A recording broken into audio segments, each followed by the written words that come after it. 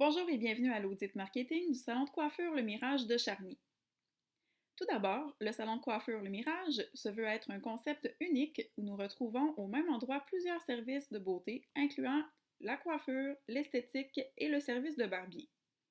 L'entreprise a comme objectif de créer un look unique et personnalisé à chacun de ses clients, tout en lui permettant une expérience riche, complète et confortable dans un décor qui se veut remarquable et chaleureux. L'analyse de service de l'entreprise a été effectuée par l'agence Camado, constituée de Dominique Gay, Karine Caron-Allard et Maude Côté, toutes étudiantes à l'UQAR dans le cours de marketing des services.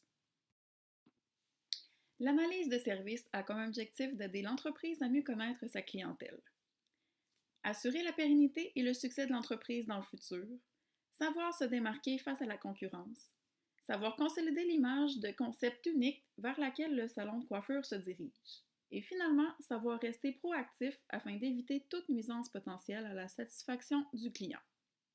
Afin d'y parvenir, notre agence a conclu une entente avec l'entreprise afin d'analyser les lieux, de tester leurs services afin de vivre l'expérience client, de faire l'analyse de l'interaction de service, d'analyser les stratégies de ressources humaines et marketing, de faire l'examen de leurs services IT et de connaître leur système de gestion des plaintes. Et le but étant de livrer des pistes de solutions qui visent à réparer à tout moment une insatisfaction qui pourrait être vécue par la clientèle. Voici maintenant les éléments extérieurs des dimensions de l'environnement de service. Nous remarquons que la fenestration y est abondante, que le bâtiment est agencé aux couleurs et à des matériaux de type moderne. Un grand stationnement fait aussi face au commerce. L'horaire du salon est affiché sur la porte d'entrée. Et finalement, le nom du salon est très facilement repérable de l'extérieur. Nous vous présentons donc la synthèse des éléments essentiels de notre travail. Passons maintenant aux éléments intérieurs du salon. Nous pouvons voir l'ambiance créée par l'éclairage. Nous pouvons aussi constater la qualité du mobilier utilisé par l'entreprise. Des photos de coiffure sont aussi affichées au mur et le type de décoration suit celui de l'extérieur, soit le genre moderne industriel. Vous pouvez ici constater sur la photo de droite la zone d'attente qui est de type mini-bar. Ici, le client peut donc profiter d'un café, d'une slotch ou d'une boisson alcoolisée en attendant son rendez-vous et discuter coiffure avec la personne à l'accueil. Une zone d'achat de produits pour cheveux a aussi été pensée. Il est à noter que les employés n'ont pas de code vestimentaire particulier. Il faut dans un premier temps se demander qui est la clientèle cible. Donc, on parle ici d'un segment très vaste de clients qui souhaitent s'offrir des soins capillaires de base et parfois fantaisistes. On parle de couleurs, de coupe, de coiffure de cheveux. Ce sont des personnes avec un revenu moyen, un revenu là, dont le budget leur permet de leur payer un soin parce que c'est une coupe de cheveux ou une teinture. On s'entend qu'on peut se l'administrer soi-même. On peut en retrouver dans des pharmacies. Donc, quand on se rend dans un salon de coiffure et qu'on veut se payer ce service-là, c'est qu'on en a les moyens. Donc, il s'agit de jeunes adultes, de jeunes parents et de leurs enfants, de retraités, de travailleurs et aussi d'étudiants qui vont se rendre chez Mirage pour le service capillaire. Les attentes de la clientèle cible, c'est d'abord d'être satisfait du service capillaire reçu. Ils ont demandé un service de base pour lequel ils attendent un résultat conforme à leur demande. Ils veulent aussi payer un prix adéquat pour le service reçu dans un certain environnement qui va influencer leur perception du prix qu'ils devraient payer aussi. Donc, si c'est un bel environnement plus chic, ils vont trouver ça normal de payer un peu plus cher. Si c'est un endroit plus de base, ils vont trouver ça normal de payer le prix minimum pour un service de coiffure. Ils veulent aussi passer un bon moment, donc avoir un certain confort et un moment de détente. Ils se payent le service pour prendre soin d'eux, donc ils veulent profiter de ce moment-là. Ils veulent également recevoir des conseils sur demande, évidemment. Et ils veulent avoir plusieurs plages de disponibilité pour pouvoir prendre leur rendez-vous. Donc, quand ils appellent à un salon de coiffure, ils s'attendent à ce qu'il y ait certaines plages de disponibilité là, en fonction du client là, et pas seulement en fonction des disponibilités du prestataire. Pour ce qui est du comportement des clients, premièrement, ils vont rentrer dans la phase de pré-achat, soit ils vont chercher des informations sur le salon de coiffure, soit sur Facebook, sur Google, par des publicités ou le fameux bouche à oreille. Il va aussi regarder les éléments à considérer des salons, soit le budget et les lieux de proximité de ceux-ci. Donc, après la phase de pré-achat, il y a le processus d'interaction. Donc, c'est vraiment après la prise de rendez-vous, le client va se présenter au salon, soit il va se stationner dans le stationnement, il va annoncer son arrivée aux employés, il va attendre au minibar, puis il va se faire offrir une boisson par les employés, puis après, c'est là que le service de base commence, soit la coupe de cheveux, puis par la suite, il va avoir le paiement et le départ du client. Puis, pour ce qui est de la phase post-achat, c'est vraiment la satisfaction du client et les commentaires de ses amis ou de sa famille sur sa coupe de cheveux. Donc, pour le développement de l'offre, on a choisi 2 éléments de la fleur de service, soit la commande et la facturation. La commande, parce qu'on trouve que la prise de commande se fait par différentes façons chez Mirage, soit par téléphone, soit par le client sur le site web de la compagnie en utilisant la prise de rendez-vous en ligne Boxy, soit en personne sur les lieux avec la réceptionniste et ou avec des employés avec la tablette. De plus, on a choisi la facturation parce qu'on trouve que la facture est vraiment bien détaillée avec le coût et les politiques de remboursement de la compagnie. Bien évidemment, les clients vont au salon de coiffure pour recevoir leur service. Ils vont donc au 3340 Avenue des Églises, soit une rue relativement passante avec quelques commerces avoisinants, ce qui aide à se faire connaître. Mirage Beauté a pour but de faire le plus de profit possible. Ils ne basent pas leur prix sur leurs concurrents, mais sur ce qu'il y a à couvrir. Donc, pour une coupe pour femmes entre 30 et 40 $, ils essaient de couvrir leur coût de la bâtisse, des produits, de l'utilisation du commerce, des salaires des employés et des boissons offertes au début.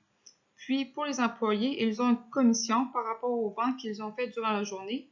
Par exemple, s'ils ont fait des ventes entre 30 à 39 $, ils ont une commission de 5 %. Mirage Beauté se démarque également par leur communication personnelle. Ils sont présents sur les réseaux sociaux comme Facebook et Instagram et ils offrent plusieurs échantillons gratuits. Ils misent donc aussi beaucoup sur le bouche-à-oreille. Ils offrent beaucoup de publicité comparativement à leurs compétiteurs les plus proches qui n'offrent aucune publicité pour attirer les clients. De plus, leur positionnement est très éloigné de leurs concurrents avec des prix très élevés, mais offrant beaucoup de services.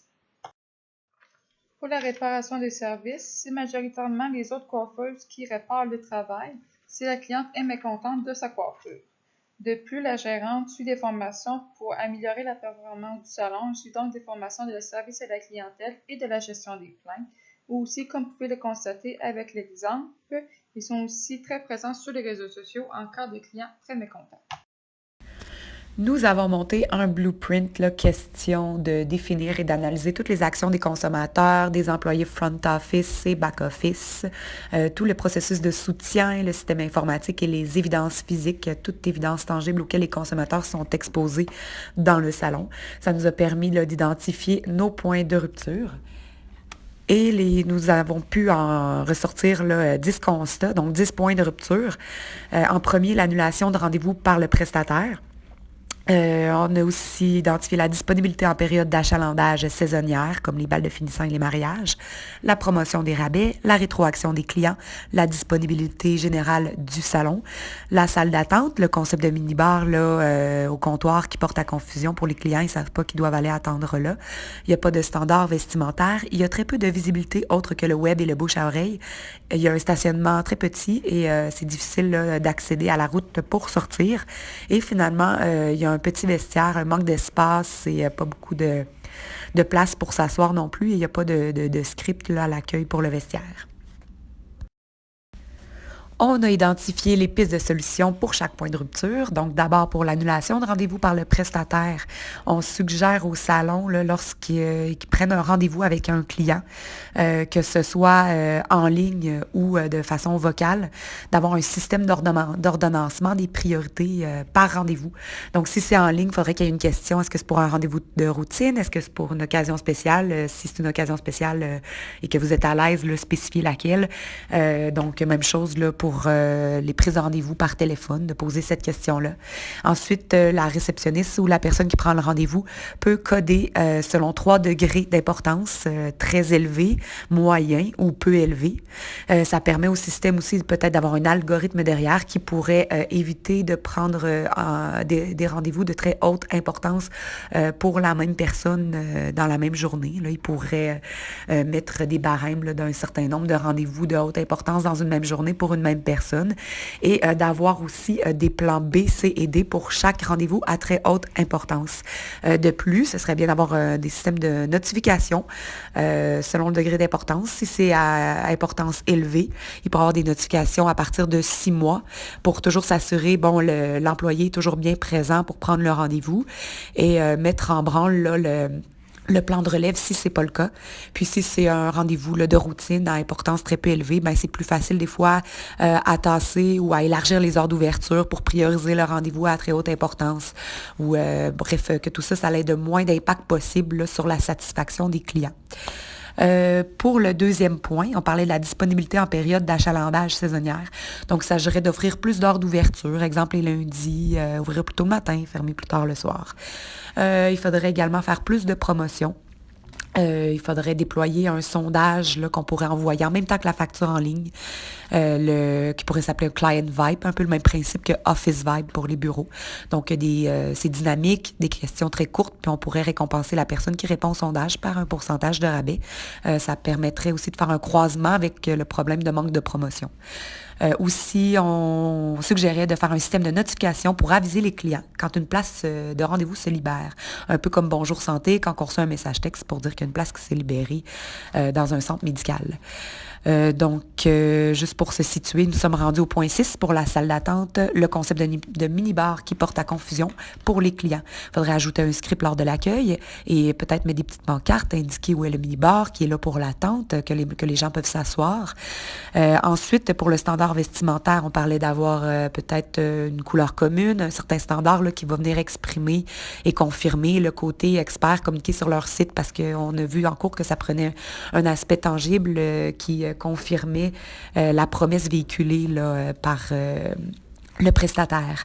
En point 9, il s'agissait du stationnement petit et la difficulté d'accès à la route pour sortir. Peut-être contacter la ville, voir si c'est possible de mettre un arrêt-stop parce qu'il y a une intersection en face. Puis il y a une petite confusion quand on sort du stationnement. Peut-être aussi que c'est possible qu'ils se débrouillent eux-mêmes avec le stationnement, mais ce serait important de contacter la ville, voir qu'est-ce qu'ils peuvent faire. Également, au dernier point, on parle du vestiaire qui manque d'espace. Donc, il faudrait ajouter le script pour dire où se situe le vestiaire et agrandir le vestiaire, avoir plus d'espace pour s'asseoir. Alors, voilà nos pistes de solutions pour les 10 points de rupture identifiés. On a par la suite fait un consolidé des points de rupture, des dimensions de mesure de la qualité touchée et des pistes de solutions. Donc, les 10 points de rupture et solutions identifiés à l'aide du blueprint ont été identifiés de R1 à R10. Les dimensions touchées étaient la fiabilité, la réactivité, la compréhension du client, la tangibilité, la communication, la courtoisie, la crédibilité et la sécurité. Ce sont des choses qu'on a vues avec le CERVCAL lors du cours. Donc, on a mesuré là, avec un système de pointage pour chacune des 10 pistes de solutions. On les a notés sur 2 critères, la qualité et la productivité. On les a balancés à 50% chacune, selon l'impact et la faisabilité évaluée.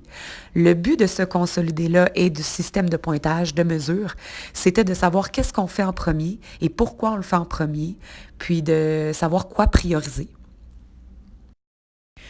Voici donc un exemple de la vue de notre consolidé. Donc, on a pris en imprimé-écran seulement là, le premier point de rupture et sa solution, là, l'annulation de rendez-vous par le prestataire pour que vous voyez ça ressemblait à quoi. Donc, on voit ici les dimensions de mesure de la qualité de service pour celui-ci, là, la fiabilité, réactivité, compréhension du client. La catégorie du blueprint, on avait vu 5 points de rupture là, pour la réservation, pour le script. Plus précisément, on les a détaillés dans la dernière colonne, piste de solution. Il y avait 2 points de rupture pour le script de réservation et personnel de contact action visible, 1 point de rupture pour le personnel de contact action invisible et 2 points de rupture pour les processus de support et interne IT. Alors voilà à quoi ressemblait notre consolidé. Après avoir tout consolidé, on s'est mis à prioriser. Donc, on a utilisé un outil de priorisation qu'on a monté dans Excel. On a parlé tout à l'heure, là, notre système de pointage là, évaluait l'impact et la faisabilité pour la productivité et la qualité. Donc, on s'est monté une légende. 0, aucun impact. 3, peu d'impact. 6, impact significatif. 10, beaucoup d'impact. Puis pour la faisabilité, 1, on disait que c'était presque impossible. 3, très difficile. 6, moyen. 10, très difficile.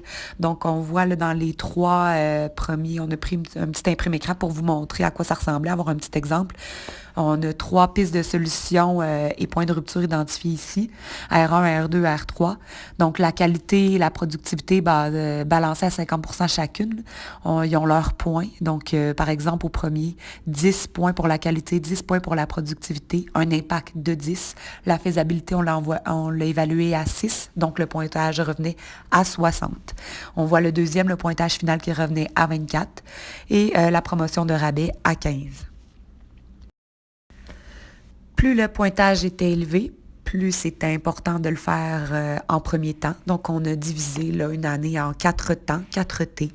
Et c'est ici qu'on a notre ligne de temps avec quoi faire quand. On a essayé de vous le mettre le plus simple possible. Et tout l'outil de consolidation, outil de priorisation nous a amené à ce résultat-là. On voulait vous expliquer pourquoi on a décidé en T1 de faire telle solution, en T2 de faire une autre, T3 et T4 de faire les autres. Alors voilà, dans un premier temps, on parlait de mettre en branle, de concrétiser la solution là, en cas d'annulation de rendez-vous par le prestataire et aussi d'améliorer le concept de minibar de la salle d'attente. On essaie de ne pas mettre des solutions trop lourdes, trop difficiles à monter ensemble, là, d'où tout le système de mesure. Là. C'est pour ça qu'on avait mis la variable de la faisabilité. Donc voilà, en T1, on pouvait mettre ces 2 solutions-là en place. C'est ce qu'on propose au salon de coiffure Mirage Beauté. En T2, on proposait de concrétiser le système de notification lors de libération de rendez-vous et de monter un système de rétroaction des clients, le Client Vibe qui ressemble à Office Vibe, et aussi d'ajouter faire plus de promotion de rabais. En T3, on parlait d'essayer d'ajuster, d'améliorer la situation du stationnement et du vestiaire. Et finalement, en dernier lieu, en T4, de lancer un événement à saveur sociale. Parce qu'évidemment, là, avant de tout promouvoir et d'avoir plus de visibilité, on espérait aussi que le salon là, se soit bien distingué avec son système d'annulation de rendez-vous, avec son système de notification de libération de rendez-vous, qui se distingue le plus de la concurrence avant de se lancer dans un événement à grande visibilité. Donc, en T4, l'événement à saveur sociale, le standard vestimentaire qu'ils peuvent mettre en place également en même temps, puis la solution pour les périodes d'achalandage connues, là, comme l'été quand il y a des bals et des mariages.